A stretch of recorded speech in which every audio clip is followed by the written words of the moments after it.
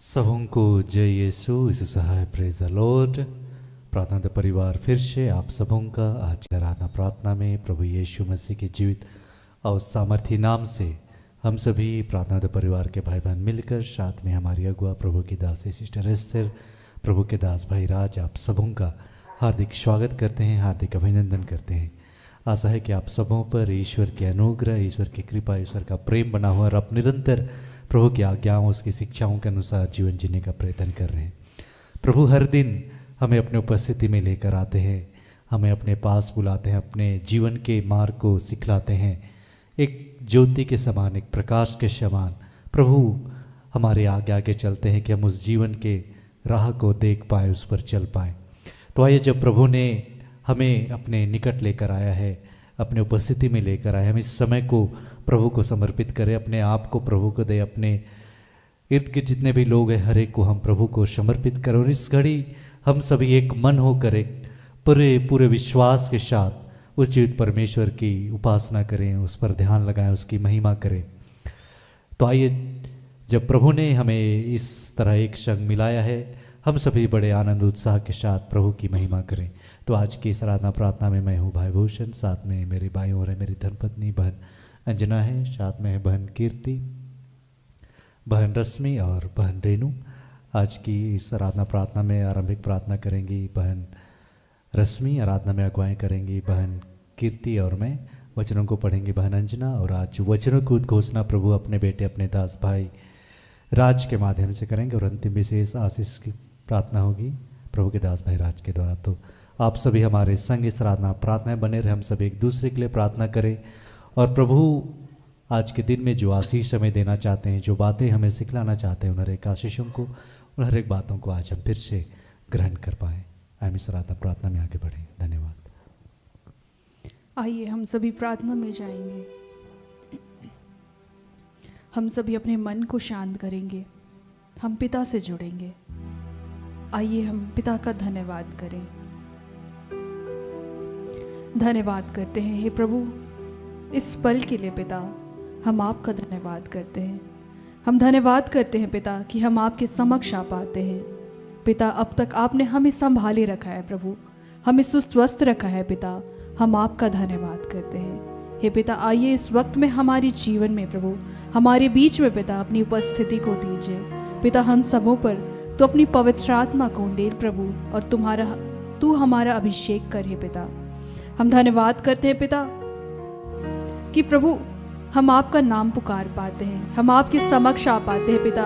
हमारे अच्छे पल में, हम बुरे पल में प्रभु, हर पल में पिता आपको पुकार पाते हैं। हे पिता, हम आपका धन्यवाद करते हैं। तू जानता है पिता कि हम पापी हैं, हम क्षण क्षण पाप करते हैं प्रभु। हम वही कार्य करते हैं पिता जो तुझे नापसंद है, और तू बार बार हमारे पापों को माफ़ करता है पिता। और फिर भी प्रभु हम उन पापों को दोहराते हैं और आपको प्रभु हम दुखित करते हैं। हे पिता, इस क्षण में प्रभु हमने अपने पूरे जीवन में पिता जो भी गलतियां की है, जिस भी रीति से पिता आपको दुख दिया है, जब जब हम आपके आज्ञाओं शिक्षाओं के विरुद्ध चले हैं प्रभु, हम हर एक उन गलती, हर एक उन पाप के लिए हे प्रभु आपसे क्षमा मांगते हैं। हे पिता, तू हमें धो और शुद्ध कर प्रभु, हमें पवित्र कर हे पिता। और हे प्रभु, तू फिर से हमें नया बना। हे पिता, आज के इस दिन पर फिर से हम आपके समक्ष आए हैं प्रभु, आपकी महिमा के लिए, आपकी स्तुति करने के लिए प्रभु, हम आपको धन्यवाद देने के लिए आए हैं। फिर से प्रभु आज के इस दिन पर हम आपकी नई बातें, नई शिक्षाओं को सुनने के लिए, ग्रहण करने के लिए आए हैं। हे पिता, तू हमें ये सामर्थ्य दे, तू हम पर अपनी कृपा को बरसा पिता, कि हम आपके मार्ग पर चल पाए, आपकी आज्ञाओं शिक्षाओं का हम पालन कर पाए पिता, और हम वैसे ही जीवन जी पाए प्रभु जैसा तू चाहता है। हे पिता, इस वक्त में हम धन्यवाद करते हैं सिस्टर एस्थर के लिए, ब्रदर राज के लिए, प्रार्थना योद्धा के हर एक भाई बहन के लिए, जितने आपके बच्चे समक्ष आपके पास आए हैं पिता, हम उसे आपके हाथों समर्पित करते हैं प्रभु। हे पिता, आपके बच्चे जिन भी प्रार्थनाओं को लेकर आए हैं पिता, हम उनकी प्रार्थनाओं को हम आपके हाथों समर्पित करते हैं पिता, और हर एक के जीवन के लिए प्रभु हम आपका धन्यवाद करते हैं। हर एक के आशीषों के लिए प्रभु हम आपका धन्यवाद करते हैं। इस वक्त प्रभु जितने रोगी आपके पास आए उन्हें आपके हाथों देते हैं, जितने गरीब प्रभु, जितने ऐसे लोग जो डिप्रेशन में हैं पिता, जितने ऐसे लोग जो बेरोजगार हैं, आज जिन भी दुखों को लेकर प्रभु जिन भी धन्यवादी प्रार्थनाओं को लेकर प्रभु आपके समक्ष में आए हैं पिता, हम हर एक की प्रार्थना को प्रभु आपको चढ़ाते हैं पिता, और हम धन्यवाद करते हैं प्रभु कि पिता हमारे मांगने से पहले तू हमारी हर एक प्रार्थनाओं को जानता है और हमारी हर एक ज़रूरतों को तू पूर्ण करता है पिता। हम आपका धन्यवाद करते हैं। हे पिता, इस वक्त का नियंत्रण हम आपके हाथों में देते हैं। तमाम इंस्ट्रूमेंट्स, लाइट्स, इंटरनेट को प्रभु हम आपके हाथों देते हैं। हर वो डिस्टर्बेंस की बातें प्रभु जो हमें आपसे जुड़ने से बाधा डालती है पिता, तू उसे यीशु के नाम से प्रभु तू दूर कर। समर्पित करते हैं प्रभु तमाम प्रार्थनाओं को और मांगते हैं पिता यीशु के नाम से, दया से सुन, स्वर के राज्य में तू ग्रहण कर। आमीन। आइए हम सब आराधना में आगे बढ़ेंगे। इस वक्त हम प्रभु की स्तुति करते हुए, प्रभु की आराधना करते हुए, प्रभु को महिमा देते हुए हम प्रभु के नाम का गुणगान करेंगे।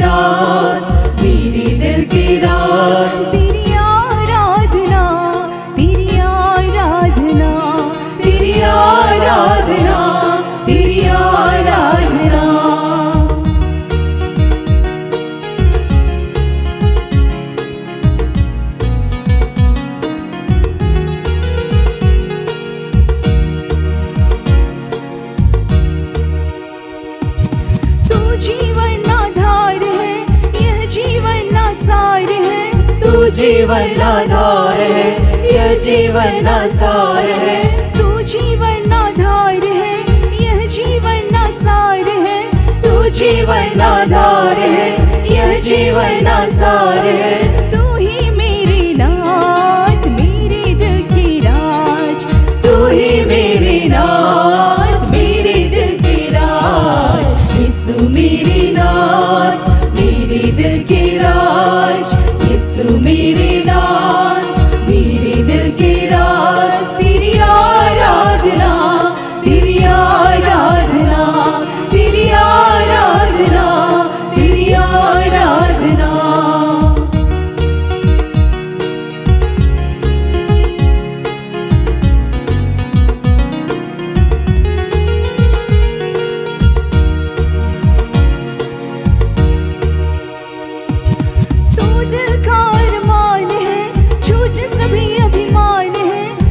दिल का अरमान है, झूठ सभी अभिमान है। तू दिल का अरमान है, झूठ सभी अभिमान है।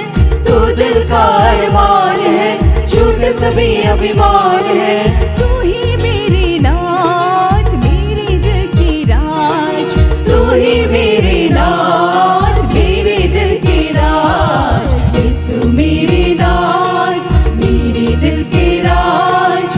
यीशु मेरे नाथ, मेरे दिल की राज। तेरी आराधना, तेरी आराधना, तेरी आराधना, तेरी आराधना।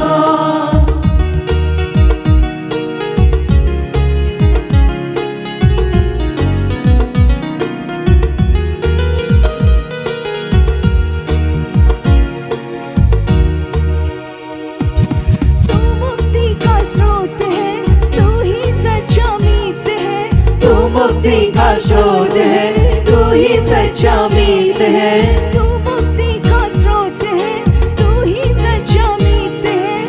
तू मुक्ति का स्रोत है, तू ही सच्चा मीत है। तू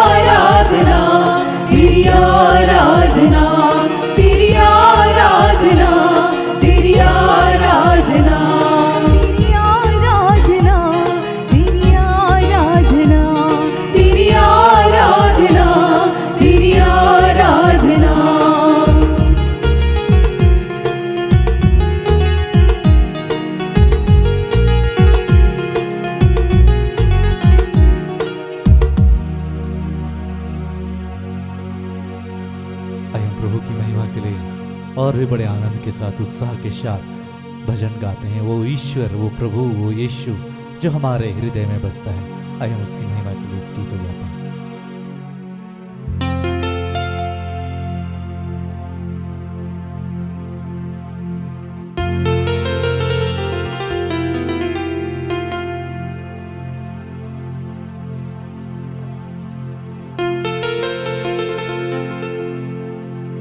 रोम रोम में,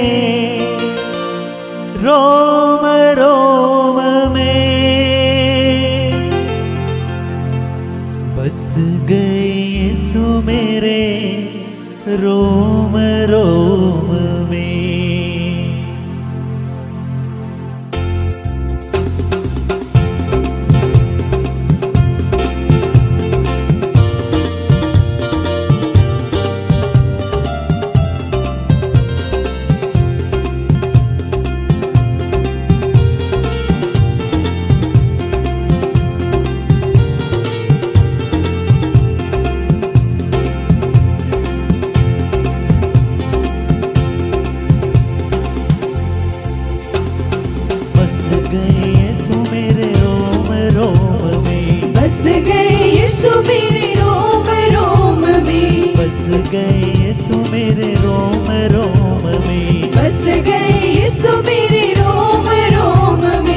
रोम रोम में, रोम रोम में,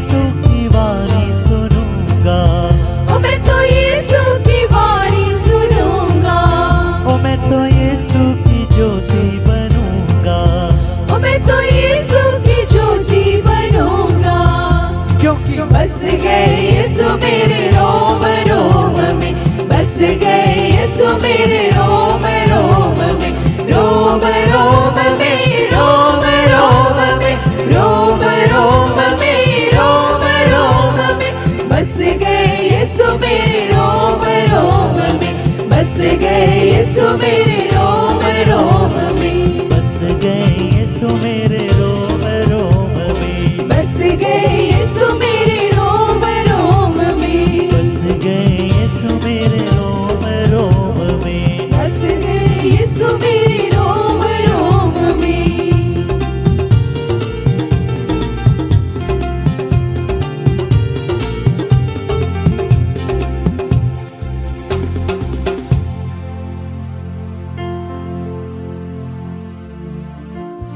सचमुच में है प्यारे पिता, आपके अद्भुत अनुग्रह हम पर कि आज यीशु हमारे मन में, हमारे हृदय में, हमारे दिल में बसा है प्रभु। धन्यवाद पिता, धन्यवाद प्रभु यीशु, धन्यवाद पवित्र आत्मा, आपके सर्वुद अनुग्रह के लिए, आपके अद्भुत प्रेम के लिए प्रभु, जो सदैव हम में बने रहती है कि हे पिता, हम सदैव आपको पुकारते हैं, आपके निकट आते हैं, आपसे जुड़ते हैं पिता। हम धन्यवाद करते हैं, सब कुछ आपके हाथों सौंपते, समर्पित करते हुए इस प्रार्थना को, इस आराधना को पिता हम यीशु नाम में आपको चढ़ाते हैं। सुनकर आनंद से अपने स्वर के राज में ग्रहण कीजिए। आमीन। आज के लिए ठहराया गया वचन जिसे प्रभु ने अपनी दासी हमारी अगवा सिस्टर एस्थर के माध्यम से दिया है, 2 वचन है। यूहन्ना 12:44 से 48। ईसा ने पुकार कर कहा, जो मुझ में विश्वास करता है वह मुझ में नहीं बल्कि जिसने मुझे भेजा उसमें विश्वास करता है, और जो मुझे देखता है वह उसको देखता है जिसने मुझे भेजा। मैं ज्योति बनकर संसार में आया हूँ, जिससे जो मुझ में विश्वास करता है वह अंधकार में नहीं रहे। यदि कोई मेरी शिक्षा सुनकर उस पर नहीं चलता तो मैं उसे दोषी नहीं ठहराता हूँ, क्योंकि मैं संसार को दोषी ठहराने नहीं, संसार का उद्धार करने आया हूँ। जो मेरा तिरस्कार करता और मेरी शिक्षा ग्रहण करने से इनकार करता है वह अवश्य ही दोषी ठहराया जाएगा। जो शिक्षा मैंने दी है वही उसे अंतिम दिन दोषी ठहरा देगी। दूसरा वचन है यशाया 56:7। मैं उन लोगों को अपने पवित्र पर्वत तक ले जाऊंगा, मैं उन्हें अपने प्रार्थना गृह में आनंद प्रदान करूंगा। मैं अपनी वेदी पर उनके होम और बलिदान स्वीकार करूंगा, क्योंकि मेरा घर सब राष्ट्रों का प्रार्थना गृह कहलाएगा। यहाँ तक यह प्रभु की वाणी है। ईश्वर को धन्यवाद।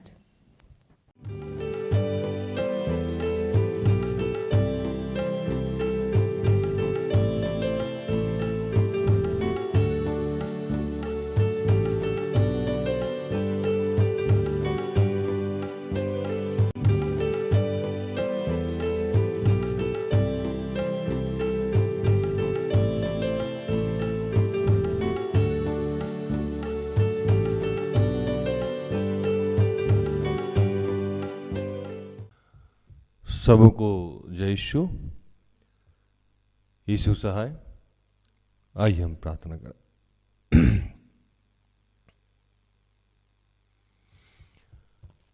कि हे दयालु पिता, हे स्वर्ग और पृथ्वी के सृजनहार, हे हम सबके रचयिता, हम तेरा धन्यवाद करते हैं आज के सुंदर और आशीषित दिन के लिए जो तूने एक नए अध्याय के रूप में हमारे जीवन से जोड़ दिया। धन्यवाद प्रार्थना उद्धार परिवार के लिए, और ऐसी जितनी संस्थाएं हैं, सेवकाई है, चर्च है, उन सब के लिए तेरा धन्यवाद करते हैं। धन्यवाद करते हैं सिस्टर एस्थर के लिए और ऐसे जितने तेरे दास दासी हैं उन सब के लिए। प्रभु, धन्यवाद करते हैं, गर्भ से लेकर अब तक तूने हमें संभाला, हमारी छोटी से लेकर बड़ी सारी ज़रूरतों को साई खत्ते खोल के पूर्ण किया। तेरा धन्यवाद करते हैं कि हे दयालु पिता, अब तक हमने अनेकों अनेक पाप किए हैं प्रभु, उसके लिए तुझसे क्षमा चाहते हैं कि अपने पुत्र यीशु के लहू से धो के शुद्ध और पवित्र कीजिए, और इस वक्त जो भी सिखाना समझाना चाहते हैं उसके लिए हम सब पे अपना अधिकार लीजिए। पिता पुत्र पवित्र आत्मा हमारी मदद कीजिए। जो भी डिस्टर्बेंस की बातें हैं, जो भी रुकावट की बातें हैं, वो सब यीशु के नाम से समाप्त करते हैं। धन्यवाद किया प्रार्थना प्रभु यीशु के जीवित और पवित्र नाम से मांगते हैं। दया से सुन और स्वर्ग के राज में ग्रहण कर, आमीन।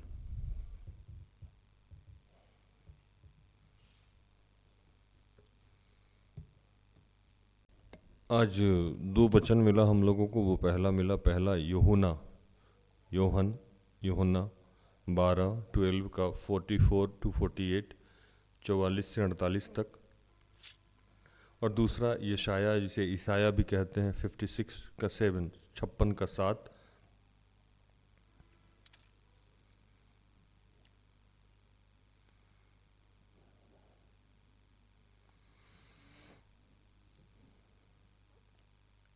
यीशु ने पुकार कर कहा, जो मुझ पर विश्वास करता है वह मुझ पर नहीं वरन मेरे भेजने वाले पे विश्वास करता है, और जो मुझे देखता है वो मेरे भेजने वाले को देखता है।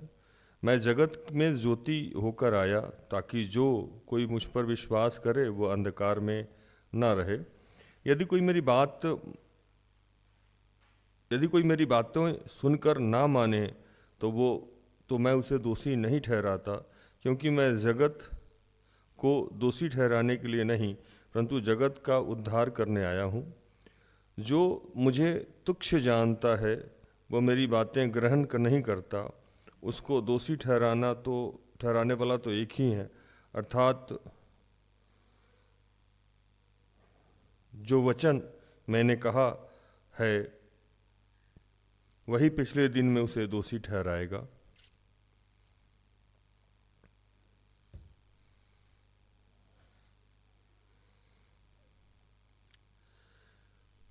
उनको मैं अपने पवित्र पर्वत पर ले आकर अपने प्रार्थना के भवन में आनंदित करूंगा।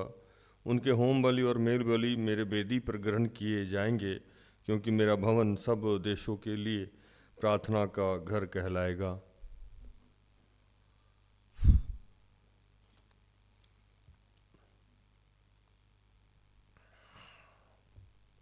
यीशु में रहना, यीशु में चलना, यीशु को मानना, यीशु के पीछे चलना,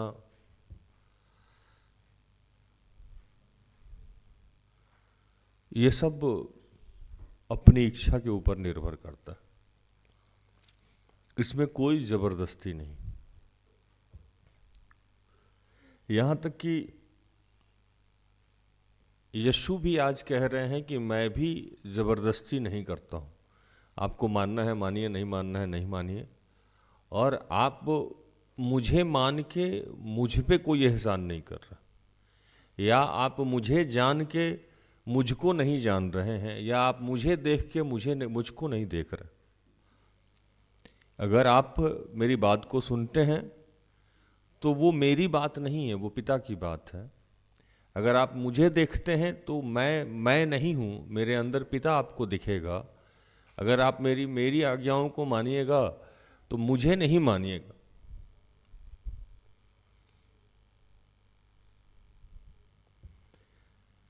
वो पिता को मानिएगा।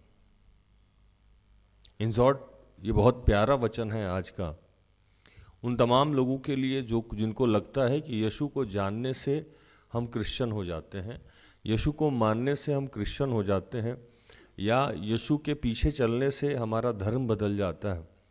उन लोगों के लिए आज का प्रचार बहुत लाभदायक होगा, क्योंकि मैं बार बार इस बात को कहता हूँ कि यीशु एक संस्कार है, यीशु एक स्वभाव है, यीशु एक जीवन शैली है, जिसको अगर हम जान लेते हैं तो हमारा ईश्वर से मिलन हो जाता है। ईश्वर को करीब से जानने के लिए, ईश्वर के बारे में समझने के लिए या ईश्वर के संग मेल मिलाप करने के लिए यीशु हमारा मिडिल मैन बना, और उसको हम अगर समझने लगते हैं तो हमारी बहुत सारी समस्याएं आसान हो जाती। यशाया नबी के ग्रंथ को जब आप पढ़िएगा तो यशाया नबी बहुत पहले ये भविष्यवाणी करते थे कि इंसान को एक ही काम करना चाहिए। जितने लोग पृथ्वी पे आए हैं वो एक काम के लिए आए हैं, उनका मेन काम पृथ्वी पे आने का यही है। यशाया नबी, ये ईसा पूर्व की बात है। हमारा समय काल, हमारा दिनचर्या दो हिस्सों में बटा हुआ है, बिफोर क्राइस्ट और आफ्टर क्राइस्ट, यीशु के पहले और यीशु के बाद। तो ये घटना यीशु के पहले की है, जब यशाया नबी एक भविष्यवक्ता हुआ करते थे और उन्होंने लोगों को कहा कि यहोवा कहता है, he is messenger of God. यशाया नबी प्रभु की बातों को, ईश्वर की बातों को सुन के लोगों को बताते थे। आज वही काम सिस्टर एस्टर भी करती। तो वो उस समय ये बात कहते थे कि यहोवा कहता है, यहोवा मतलब ईश्वर कहता है कि आपको और मुझे एक ही काम के लिए बुलाया गया है, और वो काम है कि हम लोग क्या करें? न्याय का पालन करें। न्याय किसका? ईश्वर के लॉ का पालन करें, ना कि धर्म, जाति, समुदाय के चक्कर में पड़े।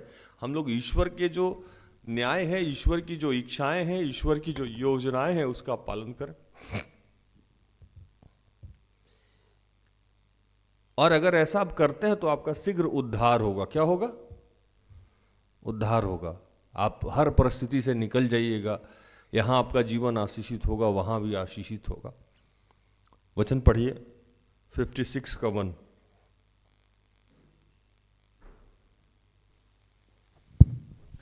यहोवा यूं कहता है, न्याय का पालन करो और धर्म के काम करो, क्योंकि मैं शीघ्र तुम्हारा उद्धार करूंगा और मेरा धर्मी होना प्रकट होगा। और अगर आप ऐसा करते हैं तो जो मेरी स्थिति है, मेरा धर्मी होना प्रकट होगा। मतलब ईश्वर अच्छा है, ये कैसे प्रकट होगा? तो ये आपके स्वभाव के माध्यम से, इस आपके आचरण के माध्यम से ये प्रकट होगा। और उस समय चूंकि 10 आज्ञा बनी हुई थी, 10 आज्ञा जिसको प्रभु ने संक्षेप कर दिया, तो उसमें से मुख्य एक आज्ञा थी कि कोई भी व्यक्ति अगर किसी भी जाति धर्म का है, अगर विश्राम के दिन को इंपॉर्टेंस देता है, तो वो प्रभु के न्याय का पालन करता है। हालेलुया। प्रभु के न्याय का पालन करता है।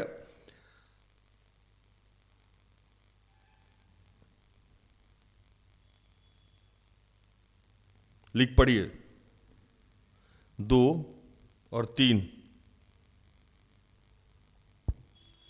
क्या ही धन्य है वह मनुष्य जो ऐसा ही करता, और वह आदमी जो इस पर स्थिर रहता है, जो विश्राम दिन को पवित्र मानता और अपवित्र करने से बचा रहता है, और अपने हाथ को सब भांति की बुराई करने से रोकता है। जो परदेसी यहोवा से मिल गए हैं, वे ना कहें यहोवा हमें अपनी प्रजा से निश्चय अलग करेगा, और खोजे भी ना कहें हम तो सूखे वृक्ष हैं। 4। क्योंकि जो खोजे मेरे विश्राम दिन को मानते और जिस बात से मैं प्रसन्न रहता हूँ उसी को अपनाते और मेरी वाचा का पालन करते हैं, यहोवा यूं कहता है। 5।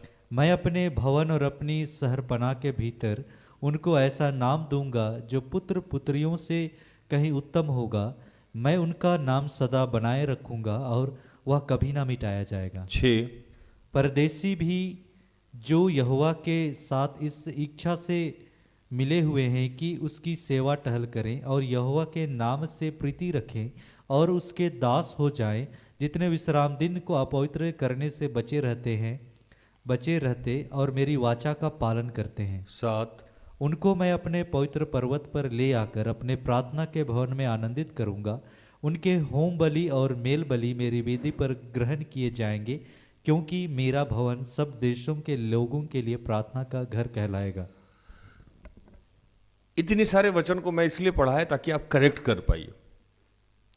पुराने विधान में व्यवस्था कि जो पुरानी किताब थी, जो यशाया ग्रंथ था, उसमें यशाया नबी से प्रभु ने यह कहला भेजा कि जाके मेरे लोगों से कहो कि न्याय का पालन करो। उस समय का न्याय क्या था? 10 कमेंडमेंट को मान करना। 10 कमेंडमेंट में एक मुख्य न्याय ये था, एक मुख्य कार्य ये था कि संडे को पवित्र मानना है, एक दिन प्रभु के दिन को देना है, मतलब सप्ताह का दसवांश आपको दे देना है, और कुछ भी बुरा करने से आपको बचाना है। फिर उसमें कोई आदमी अगर ऐसा करता है तो वो ये ना कहे कि हम हम तो प्रभु के लोग नहीं हैं, हम तो बाहरी लोग हैं, हम परदेसी लोग हैं। प्रभु ने कहा कि नहीं, आप किसी भी जाति धर्म समुदाय से हैं, आप परदेशी हैं, बाहर से हैं, घर से हैं, इस बात से कोई फर्क नहीं पड़ता है। पूरे विश्व में जितने भी लोग हैं, मेरा सबके प्रति यही इच्छा है कि जो कोई भी मेरे न्याय का पालन करेगा, मेरी इच्छाओं और आज्ञाओं का पालन करेगा, मेरे संदेशों को मानेगा, उस पे चलेगा, गलत करने से बचेगा, तो मैं उन सब के लिए एक ही योजना बना के लाया हूं। और वो कौन सी योजना है? तो वो लोग, उनको मैं अपने पवित्र पर्वत पर लाकर अपने प्रार्थना के भवन में आनंदित करूंगा। उनके होम बलि, मेल बलि मेरे वेदी पर ग्रहण किए जाएंगे, क्योंकि मेरा भवन सब लोगों के लिए प्रार्थना का घर कहलाएगा। जितने लोग हैं सॉरी, अगर ये काम कर रहे हैं तो वो चाहे जिस भी जाति धर्म के लोग हैं, प्रभु ने यहाँ क्लियर किया यशाया नबी के माध्यम से कि उन सब लोगों को मैं अपने घर बुलाऊंगा। अपना घर मतलब जहाँ प्रभु रहते हैं, जैसे मंदिर, मस्जिद, गुरुद्वारा, चर्च, जहाँ भी प्रभु का निवास स्थान है, उन सब की वो बात कर रहे हैं। और वहाँ मैं बुलाऊंगा, और वहाँ बुलाऊंगा और उनके माध्यम से उनकी भेंट को स्वीकार करूंगा, और किसी की भेंट को स्वीकार नहीं करूंगा। इसीलिए याजक एक जाति अलग हो जाता है। हालेलुया। एक सेवक एक जाति अलग हो जाता है। सेवक और याजक और पंडित और मौलवी, ये लोग जो है एक अलग जाति से आ जाते हैं। उन लोगों का एक अलग काम होता है कि ये लोग प्रभु के न्याय को मानते हैं, और इन्हीं के होम बलि और मेल बलि को प्रभु स्वीकार करने लगता है। क्योंकि इनके पीछे का एक टर्म एंड कंडीशन है कि वो चाहे जितने भी दुर्बल हो, कमजोर हो, लेकिन प्रभु के व्यवस्था के खिलाफ नहीं जाते।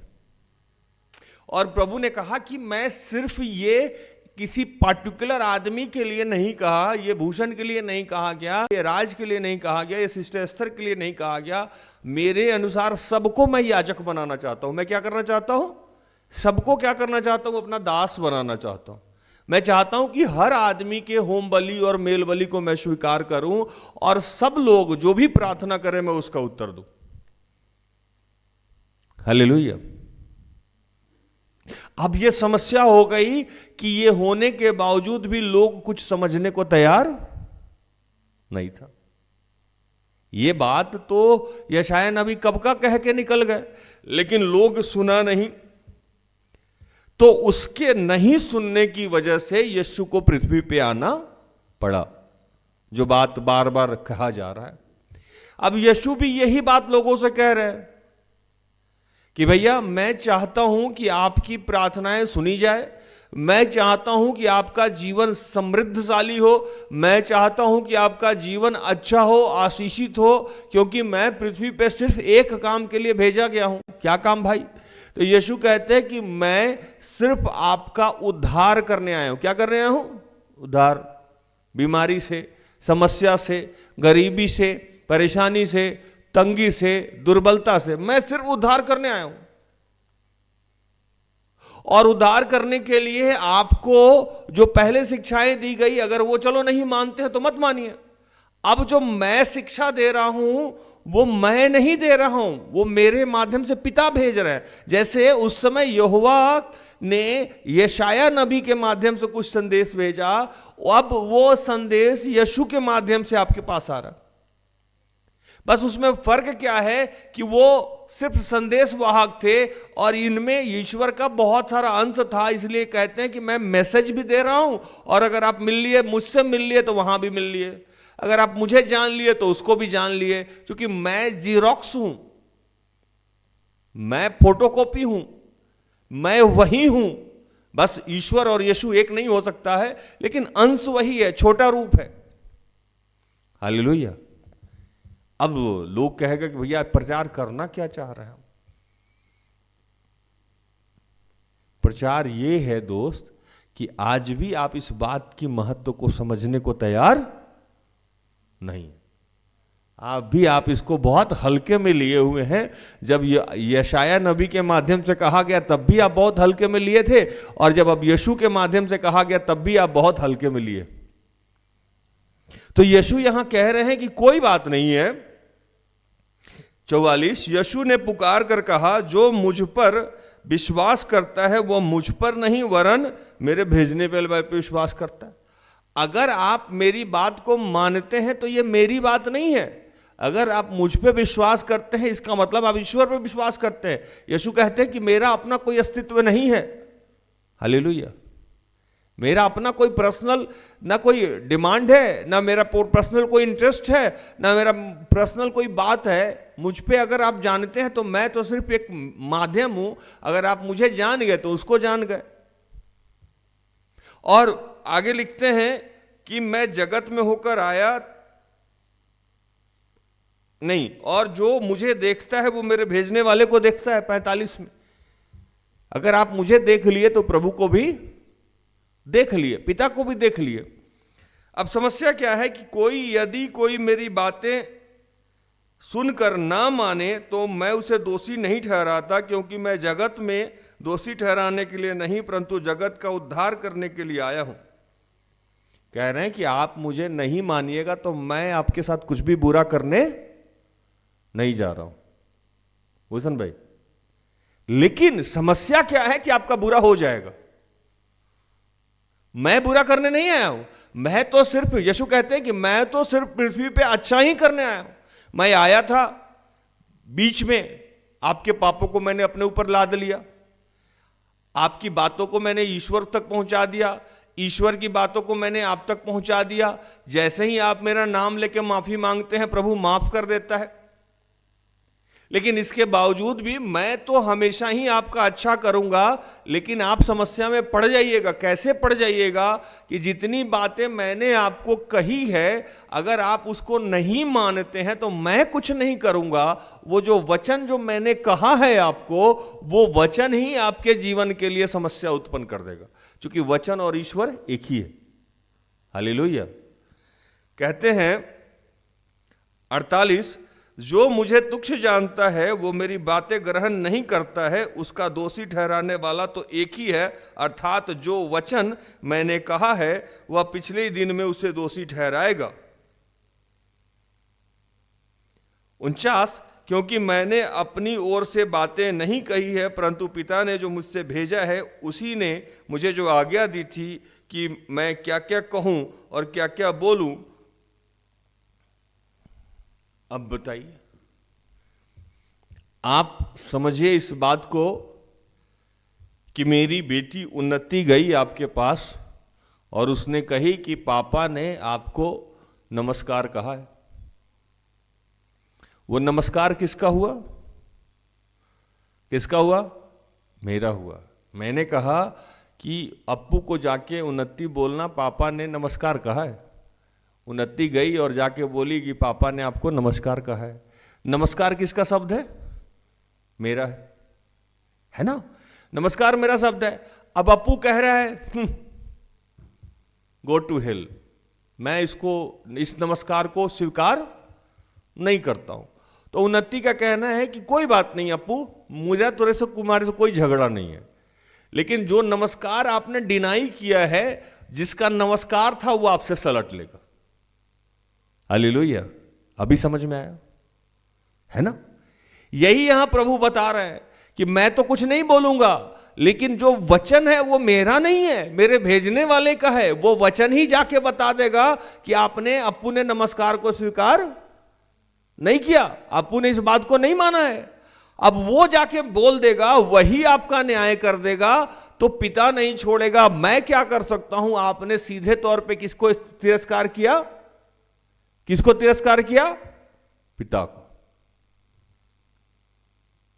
और 50, और मैं जानता हूं कि उसकी आज्ञा अनंत जीवन है, इसलिए जो कुछ मैं वो बोलता है, जैसा पिता ने मुझे भेजा है, मुझे इससे कहा है, वैसा ही मैं बोलता हूं। मैं अपनी बात कुछ नहीं कहता हूं, जैसा पिता ने मुझसे कहा है वही मैं बोलता हूं। अगर आप मेरी बात को इनकार करते हैं तो आप पिता की बात को इनकार करते हैं, और इसलिए आप समस्या में पड़िएगा।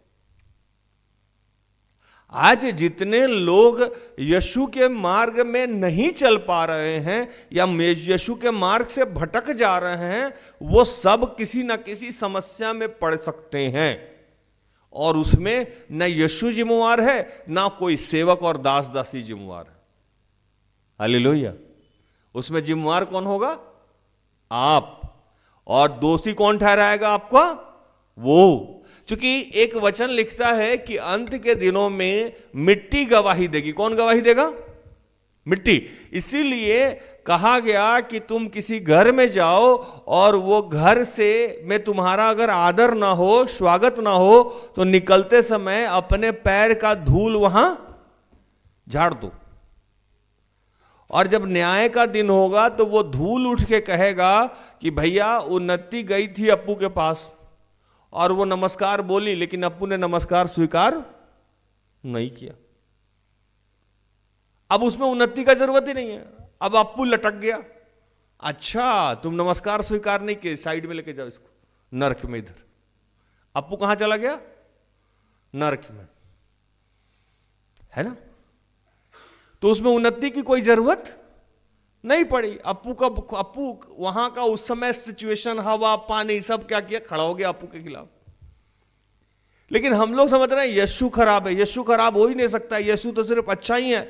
कोई दास खराब हो ही नहीं सकता, वो आपके खिलाफ जा ही नहीं रहा है। आप ऐसे ही सिचुएशन में पड़ गए। हालेलुया। प्रभु कह रहा है कि अभी भी समय है। जो बातें आपको सिखाई जा रही है, समझाई जा रही है, उसको मानिए, क्योंकि प्रभु आप सबके प्रार्थना को बढ़ाना चाहता है। प्रभु आप सबको प्रार्थना का घर बनाना चाहता है। प्रभु आप सबके जीवन से दान, बलि, भेंट स्वीकार करना चाहता है। भेंट का मतलब दान दशवांश की बात नहीं है। भेंट का मतलब कि आपके द्वारा जो भी प्रार्थनाएं की गई उसको स्वीकार करके वो आंसर देना चाहता है। आपके घर में कैंसर है, आप ही के प्रार्थना से वो ठीक हो जाएगी। आपके घर में गरीबी है, आप खुद ही बोलिएगा कि मैं इस गरीबी के श्राप को यीशु के नाम से डांटता हूं, वो मेरे घर से बाहर चले जाए। देखिए, आप आर्थिक रूप से आशीषित हो जाइएगा। आप खुद कहिएगा कि मैं इस बीमारी को यीशु के नाम से डांटता हूं या डांटती हूं, वो बीमारी चली जाएगी। आप कहिएगा कि मैं जानता हूं कि किसी जड़ी बूटी और लेप के द्वारा नहीं, प्रभु तेरे वचनों ने चंगा किया है, चंगा हो जाइएगा। आप कहिएगा कि निर्धन, यीशु निर्धन बना ताकि हम धनवान बन जाए, आपकी प्रार्थना में सामर्थ हो जाएगा। लेकिन आज ऐसा हो नहीं रहा। हो इसलिए नहीं रहा है कि हम यीशु की बातों पे यकीन नहीं कर रहे हैं, और यीशु को आज इसलिए भी हम मानने से इनकार कर रहे हैं। बहुत सारे लोग यीशु को मानना मतलब उसको लगता है कि हम क्रिश्चियन हो जाएंगे। भैया, क्रिश्चियन होने जैसा कुछ है नहीं, या धर्म बदल जाएगा। इसीलिए प्रार्थना योद्धा परिवार लगातार कहता है कि आपको धर्म बदलने की जरूरत नहीं है, आपको जाति बदलने के लिए जरूरत नहीं है, आपको नाम बदलने के लिए जरूरत नहीं है। यीशु को शिक्षा, यीशु की शिक्षा को ग्रहण कीजिए। आप जहां हैं यथावत बने रहिए, आपका ईश्वर से मेल मिलाप हो जाएगा और आपकी प्रार्थनाओं में ताकत आ जाएगा, सामर्थ आ जाएगा, एक वजन हो जाएगा। अब कैसे सामर्थ आ जाएगा? अब मान लीजिए कि जैसा हम लोग जानते हैं कि पिता बैठे हुए हैं एक सिंहासन पे, उनके दाहिने साइड में यीशु बैठे हुए हैं। अब अप्पू बोला ये प्रभु मुझे आईएएस बना दे। उधर से पिता बोला ये नकारा है, नालायक है, इसका प्रार्थना रिजेक्ट, इसको आईएएस नहीं बनाना, है ना। यीशु तुरंत इधर से बोले जाने दीजिए प्रभु, इसी की वजह से हम 39 कोड़ा खाए थे, इसी नालायक की वजह से, इसी के बदमाशी की वजह से हम गिरे थे, इसका प्रार्थना सुन लीजिए। अपू क्या हुआ? IAS बन गया। यही समस्या है जिसको समझना है, इसलिए यीशु को जानना जरूरी है। आपकी डायरेक्ट कोई प्रार्थना नहीं सुनी जाएगी, आपको एक वचन चाहिए। इसलिए चाहिए कि हमारे पापों के कारण उसका बलिदान किया गया, हमारे पापों के कारण वो सूली चढ़ा। लेकिन हम इस बात को जैसे यीशु को नहीं जानेंगे, हम डिस्कनेक्ट हो जाएंगे। आप चाहे जिसी जाति धर्म से हैं, इसमें कोई धर्म परिवर्तन की बात नहीं है, कोई जाति परिवर्तन की बात नहीं है। आपको नाम के आगे जॉनसन लगाने का जरूरत नहीं है, या जॉन बनने का जरूरत नहीं है। अरे मैं भी राज ही हूं भाई, कहां मैं राज से, है ना, जॉन बैक्टीरिया हो गया, कुछ ऐसा तो नाम मैंने नहीं बदला ना अपना, या लूका नाम रख लिया, या पतरस नाम रख लिया। मैं राज हूं भाई। भूषण है, भूषण हिंदू धर्म का नाम है। ये रोहित है, यहां तो कोई कृष्ण नाम ही नहीं है। तुम लोगों ने नाम का ही नहीं बदला भाई, नाम भी लोग का ऐसे ही है। अपू, गप्पू, चप्पू ऐसा नाम है यहां, है ना। रेनू नाम है। तो ये सारे लोग अपना नाम नहीं बदले, लेकिन प्रभु को जानते हैं। हालेलुया। ये लोग प्रभु को जानते हैं। आप लोगों को भी चाहिए कि यीशु की जो शिक्षा है, यीशु की जो आज्ञा है, उसको ग्रहण कीजिए। नहीं ग्रहण कीजिएगा तो मेरा कुछ बुरा नहीं होगा, यीशु का बुरा नहीं होगा। बस आपकी जो, आपके लिए जो ईश्वर की इच्छा है, योजना है, जो यशाया नबी के ग्रंथ से भी मैंने पढ़ के बजाया कि हर आदमी न्याय का पालन करे और हर आदमी की प्रार्थना को वो डायरेक्टली सुने, हर आदमी प्रार्थना का घर कहलाए, हर आदमी के होम बलि और मेल बलि को खुद ही स्वीकार किया जाए। आपको किसी संसार में किसी और इंसान की जरूरत आपको नहीं पड़े। इसलिए आपको यीशु को मानना होगा, इसलिए आपको यीशु को जानना होगा, इसलिए आपको यीशु की शिक्षाओं को जानना होगा। क्योंकि आप सीधे तौर पे तो ईश्वर को जान नहीं सकते। जान सकते हैं? नहीं जान सकते। तो ईश्वर को जानने के लिए आपको यीशु को जानना होगा। यह समस्या है। इसमें धर्म जाति कोई आता ही नहीं है। ये कुछ लोगों ने समझा दिया है, जो अपना दुकानदारी करना चाहते हैं, या जो अपना बिजनेस चलाना चाहते हैं, या अपना जो धर्म कर्म का काम करना चाहते हैं। कुछ ऐसे लोग बैठे हुए हैं जो आपको धर्म के नाम पे डरा रहे हैं। डरिए नहीं, धर्म परिवर्तन कोई जरूरत नहीं है। मैं हमेशा बोलता हूं कि यीशु को पाने के लिए, ईश्वर को पाने के लिए धर्म परिवर्तन की जरूरत नहीं है, मन परिवर्तन की जरूरत है। हमारे यहां कहावत है कि मन चंगा तो कटौती में गंगा। अगर मन में शुद्धता है, मन में ईश्वर है, तो ईश्वर आपके दिल में है। इसीलिए उसने कहा कि तुम नहीं जानते हो कि तुम्हारा शरीर पवित्र आत्मा का मंदिर है। तो आपको यीशु की शिक्षाओं को मानना होगा, समझना होगा, जानना होगा, अध्ययन करना होगा, और इस बात से डर हटा देना होगा कि यीशु को जानने से हमारा कुछ बदल जाएगा। कुछ नहीं बदलेगा।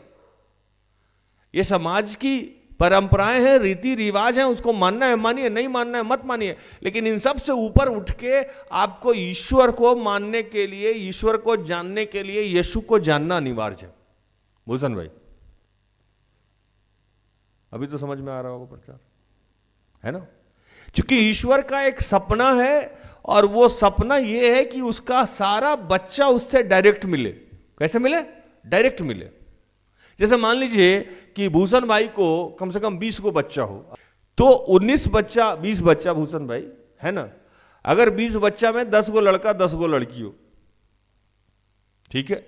अब भूषण भाई 10 गो लड़का 10 गो लड़की हो, ये 10 से डायरेक्ट मिलना चाहेंगे कि इनडायरेक्ट मिलना चाहेंगे? अरे आप लोग भी जवाब दे सकते हैं कि अगर आप लोगों का 5 बच्चा है या 4 बच्चा है, तो चारों बच्चा से आप खुद बात करना चाहते हैं कि आपके बच्चे को कोई दूसरा आदमी मिडिल मैन आए तब मिलना चाहिए, क्या चाहिए? मैं समझता हूं कि मैं भी अपने बच्चों से डायरेक्ट मिलना चाहूंगा, और मैं आज भी यही मेरा काम है कि मेरे जितने रिश्ते हैं उसमें मैं मिडिल मैन नहीं रखता हूं। हालेलुया।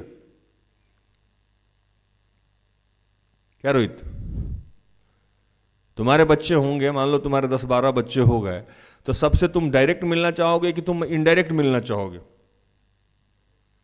डायरेक्ट मिलना चाहोगे। तो यही प्रभु की योजना थी, जो यशाया नबी के माध्यम से वो कह रहे थे कि मेरे जो भी बच्चे हैं वो परदेसी हैं, घर में हैं, बाहर है, लेकिन मैं सबका होम बलि और मेल बलि स्वीकार करना चाहता हूं। भूषण है ना, सबका मेल बलि और होम बलि मैं खुद स्वीकार करना चाहता हूं, और इसी कारण मैं कब करूंगा? जब वो मेरी इच्छाओं और आज्ञाओं का पालन करेंगे, न्याय का पालन करेंगे। लेकिन लोग भटक गया, इसलिए यीशु को भेजा गया फिर से समझाने के लिए, उसका एक रूप आया ताकि समझा के जाए। अब ईश्वर ने किसी इंसान पे भरोसा नहीं किया, इसलिए नहीं किया कि हो सकता है कि इंसान कुछ गड़बड़ कर दे। वो यीशु को अपना स्वरूप अपना अंश बना के भेज दिए ताकि इसके अंश में कोई गलती नहीं होगी, इसलिए वो निष्कलंक था। और जैसे भूषण भाई या आप अपने सारे बच्चों से डायरेक्ट मिलना चाहेंगे, वैसे ही ईश्वर की आज भी यही इच्छा है कि हम सबसे वो डायरेक्ट मिले। तो जब हम ये काम नहीं कर पा रहे थे तो एक सहारा दे दिया नाम का कि चलो, लेकिन मिलो आज भी डायरेक्ट ही। हालेलुया। आज हम किससे प्रार्थना करते हैं? आज हम प्रार्थना क्या करते हैं? हे हमारे पिता, हे हमारे यीशु नहीं कहते, भूषण भाई, है ना? हे हमारे पिता तू जो स्वर्ग में, हे पिता तू जो स्वर्ग में है, मैं तुझसे प्रार्थना करता हूं। लेकिन किस नाम से प्रार्थना करता हूं? यीशु के नाम से। इसलिए कि मैं इस लायक नहीं था कि मैं तुझ तक पहुंच पाऊं, तो यीशु ने जो कुर्बानी दिया उसका सहारा लेके मैं तुझ तक पहुंच पा रहा हूं। लेकिन तू ही मेरा पिता है और मैं तेरा बेटा हूं। हालेलुया। जैसे घर में कोई बच्चा नालायक हो गया हो और एक बच्चा लायक हो, तो वो जाके बोलता नहीं। अब भूषण की जो बेटी है वो जाके दूसरे भाई के लिए नहीं, जाने दीजिए ना पापा, वो बच्चा था, गलती कर लिया, जाने दीजिए ना, माफ कीजिए ना, मिल लीजिए, बोलते हैं ना ऐसे हम। इसीलिए यीशु जो है हमें दोस्त कहें, मित्र कहें, क्योंकि वो हमारे मित्र बन के हमको पिता से मिलाने आए थे। अब हम लोग क्या कर रहे हैं कि उन्हीं की बातों को नजरअंदाज कर रहे हैं। तो वो आज हमको सिखाना चाह रहे हैं कि आज आप लोग गलतफहमी में हैं। मैं आपके भले के लिए आया हूं और आपके कामों को आसान करना चाहता हूं, और पिता की आज भी इच्छा है कि आपकी डायरेक्ट प्रार्थना सुनी जाए, आपको एस्थर और राज की जरूरत नहीं पड़े। आप जो प्रार्थना करें वो सुनी जाए। आप चाहते हैं कि आपका विवाह हो, बच्चा हो, नौकरी हो, आपके प्रार्थना में सामर्थ हो, तो इसलिए आपको यीशु की शिक्षाओं को समझना होगा, आपके प्रार्थना में समर्थ हो जाएगा। यीशु की शिक्षाओं को अगर आप ग्रहण नहीं कर रहे हैं तो आपके प्रार्थना में सामर्थ नहीं होगा। हालेलुया। आपको याद होगा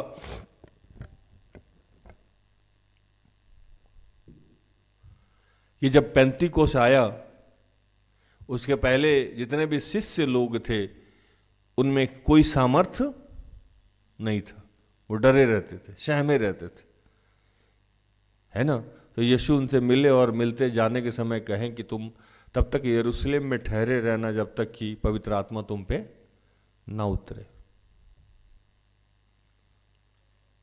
ये सब ना एक दूसरे से कनेक्टेड है। आप समझिए इस बात को कि सारी बातें एक दूसरे से कनेक्टेड है।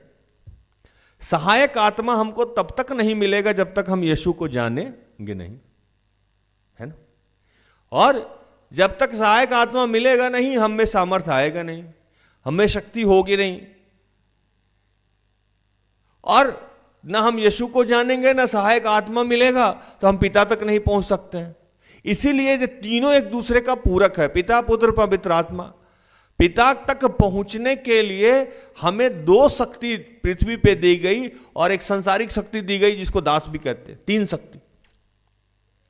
और आज हम ये तीनों को डिस्ट्रॉय करने पे लगे। ना हम यीशु की सुन रहे हैं, ना हम पवित्र आत्मा का साथ चाह रहे हैं, और ना हम दास का सम्मान कर रहे हैं। क्या भूषण भाई? तीनों का हम मटिया पलेत किए हुए हैं और हम सोच रहे हैं कि हम प्रार्थना का घर हो जाएं, हमारी प्रार्थनाएं सुनी जाएं, हमारी इच्छाएं पूर्ण हो जाए, हमारी समस्याओं का समाधान हो जाए। ये कैसे होगा भाई? हालेलुया। आपने तीनों का दरकिनार कर दिया है और आप सीधे चाह रहे हैं कि पिता से मिल जाएं। यह संभव ही नहीं था। ये आज भी संभव नहीं था, पहले भी संभव नहीं था। यह संभव इसीलिए नहीं था कि यह संभव तब था जब आदम जब तक पाप नहीं आदम के जीवन में प्रवेश किया था तब तक यह संभव था। जब आदम के जीवन में पाप प्रवेश किया किसी महिला के माध्यम से और वहां से जब अदन वाटिका से उनको निकाल दिया गया, उसी सिलसिला को समाप्त करने के लिए फिर से एक इंसान को भेजा गया और इंसान को क्रूशित किया गया और यहाँ वही पाप यहाँ लाद के मुक्ति कराया गया। और उसी यीशु को आप दरकिनार करके सीधे यीशु से, ईश्वर से मिलना चाहते हैं तो उसके लिए आपको आदम से पहले जाना होगा। हालेलुया। प्रचार थोड़ी गहरी है, समझने के लिए प्रभु आपको आत्मा दे। तो आपकी सारी समस्याएं और आपकी प्रार्थनाएं आज इसलिए नहीं सुनी जा रही है कि यीशु की शिक्षाओं को आप बहुत गहरे से ले नहीं रहे, है ना। इसीलिए आज यीशु समझाना चाह रहे हैं कि फिर से मैं आपसे रिक्वेस्ट कर रहा हूं, फिर से मैं आपको समझा रहा हूं कि आज भी पिता यही चाह रहा है कि आपकी प्रार्थनाओं को सुना जाए। आज भी पिता यही चाह रहा है कि आपकी समस्याओं का समाधान किया जाए। आज पिता अपने सारे बच्चों से सीधे मिलना चाहता है। बस आप मेरी बात को समझ लीजिए। और मैं नहीं हूं, मुझ में पिता ही है, बस वो मेरा रूप धारण करके उसका अंश आया हुआ है। आप मुझे सुन लीजिए और उसके बाद जो भी प्रार्थना कीजिए आपकी सारी प्रार्थनाओं का उत्तर प्रभु दे देगा। प्रभु इन सारे वचनों से आप सबको और मुझे भी आशीषित करे। आमीन। आइए हम आखिरी प्रार्थना में जाए।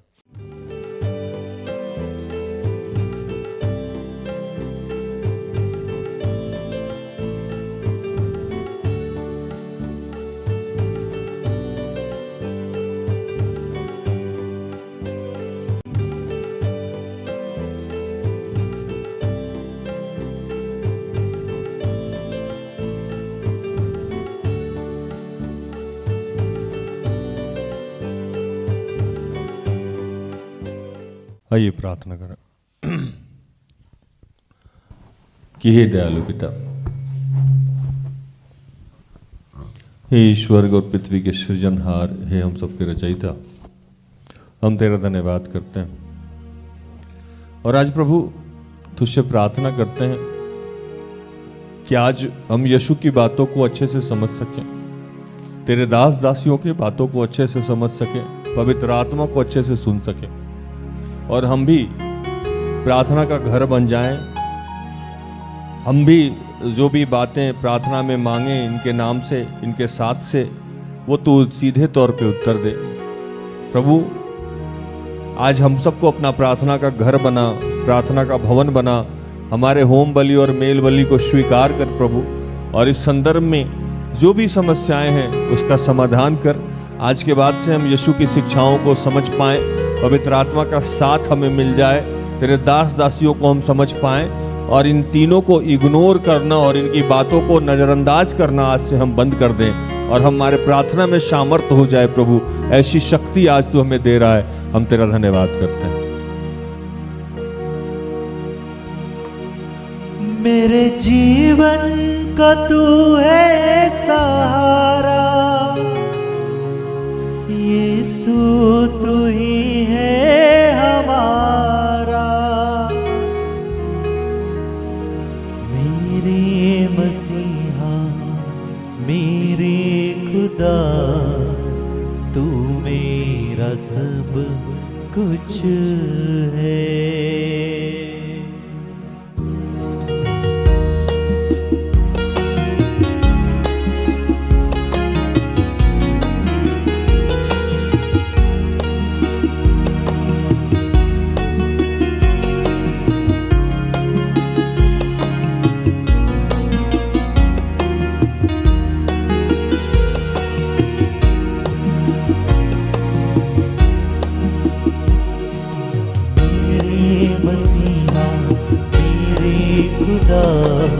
तू मेरा सब कुछ है।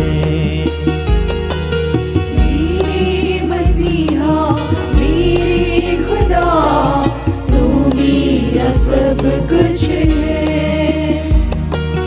मेरे मसीहा मेरे खुदा, तू मेरा सब कुछ है। मेरे मसीहा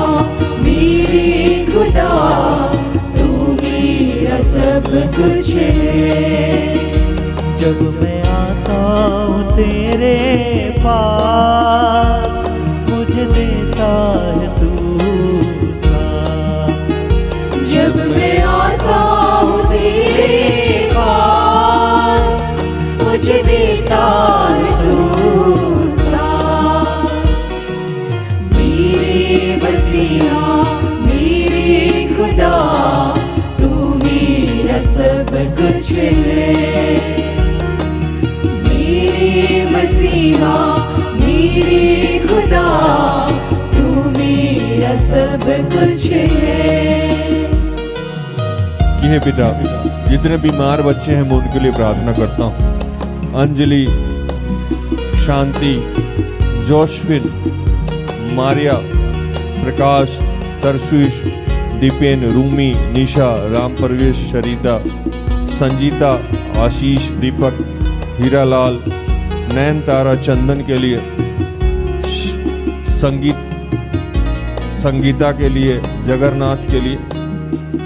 जितने लोग बेरोजगार हैं मैं उनके लिए प्रार्थना करता हूँ। विवेक, विराज, ज्वाय, असीम, अर्चना, हरि, पुष्पा, रोहित, नीलिमा, विनीता, मैक्समम, अब्राहम, अंजलि, प्रीशा, अनीता, आयांश, रेशमा, रोहित, रजनी, नीता, राकेश, रोशन, ज्योति, अनुपमा, अनुपम, सुमीरा, नेहा, जैस्मिन, विकास, अन्वित।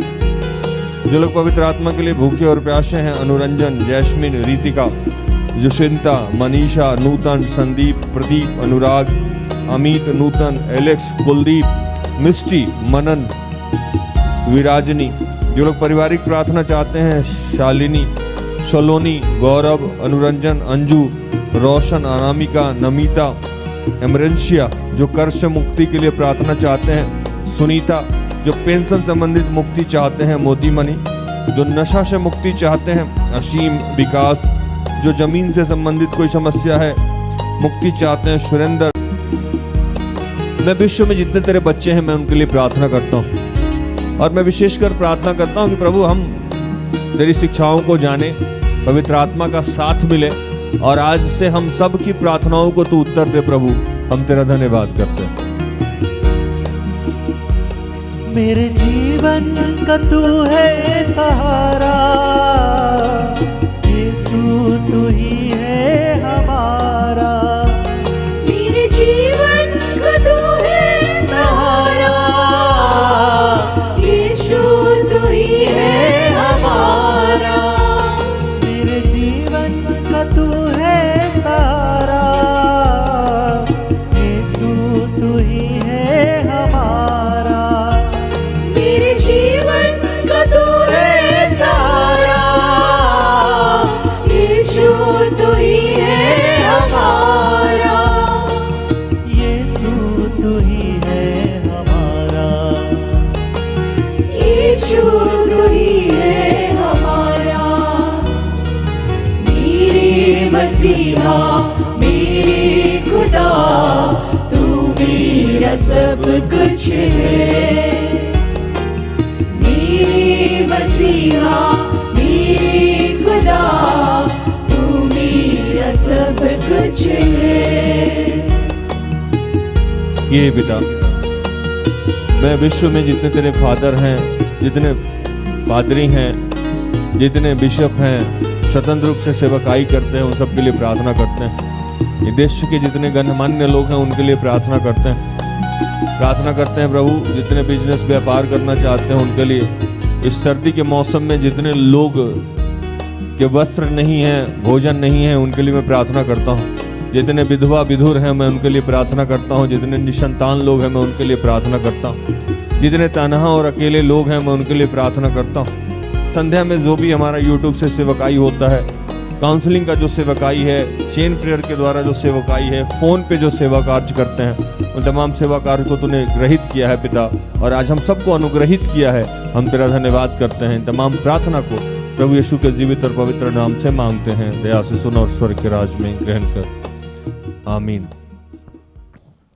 काफ़ी छोटा प्रचार था आज, लेकिन मैं फिर से संक्षेप कर दूं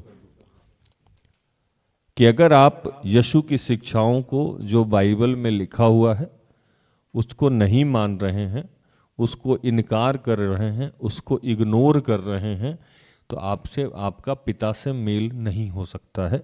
आपकी प्रार्थनाएं नहीं सुनी जाएगी। पिता की ये इच्छा है कि हर आदमी पिता के घर में होम बलि मेल बलि चढ़ाए। मतलब जो भी आप प्रार्थना करें उसको वो सुने और उत्तर दे, लेकिन इसके लिए अनिवार्य हो जाता है कि यीशु की शिक्षाओं और आज्ञाओं पे को हम माने और उसके अनुसार जीवन जिए। धन्यवाद। हमारा कंबल वितरण, वस्त्र वितरण का कार्यक्रम है। एक बार हमने कंबल वितरण कर दिया है। जिन्होंने इस पे हमारा हम प्रार्थना परिवार का सहयोग किया था उसको स्वर्गीय आशीष मिले।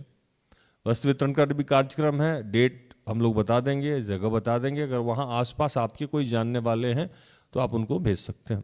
सर्दी का मौसम है, ज़बरदस्त सर्दी पड़ रही है, अपने आप को बचाएं। पानी खूब मात्रा में पिए, पानी लेकिन बहुत ज़्यादा गर्म ना पिए। गुनगुना पानी या ठंडा जिसमें ना हो वो पानी पिए। बहुत आयत का पानी पिए। भोजन स्वस्थ करें, बासी खाना खाने से बचें। साफ सुथरा खाना खाएं, कपड़ा पूरी तरह पहने। और मैं बार बार ये बात कहता हूँ कि लहसुन शहद के साथ, हनी के साथ खाएं। सुबह में 1 या 2 जावा या 3 जावा उसको निगले, और रात में गुड़ खाएं, गर्म खाना खाएं और अच्छे से वस्त्र पहने। जितने बुजुर्ग माता पिता भाई बहन हैं, कृपया वो अनावश्यक घर से बाहर ना निकले। जो छोटे बच्चे हैं वो भी अपना ध्यान रखें। तो आज के लिए इतना ही। कल हमारी आपकी फिर से मुलाकात हो जाएगी। तब तक के लिए स्वस्थ रहें, सुरक्षित रहें, सरकारी नियमों का पालन करें, प्रभु के आदेश का पालन करें। जैसा मैं रोज कहता हूं कि हम सब में बहुत सारी दुर्बलताएं हैं, कृपया हमें क्षमा करें और हमारे लिए प्रार्थना करें। प्रार्थना उद्धार परिवार, अगर आपकी किसी भी काम है तो कृपया हमें संपर्क करें। हम सब अपने आप को धन्य समझेंगे। प्रभु आपको आशीष दे। जय यीशु सहाय। Praise the Lord. Good night, good bye. सारे दिल से, सारे मन से तेरी आराधना मैं करूं, तेरी आराधना मैं करूं। सारे दिल से, सारे मन से तेरी आराधना मैं करूं।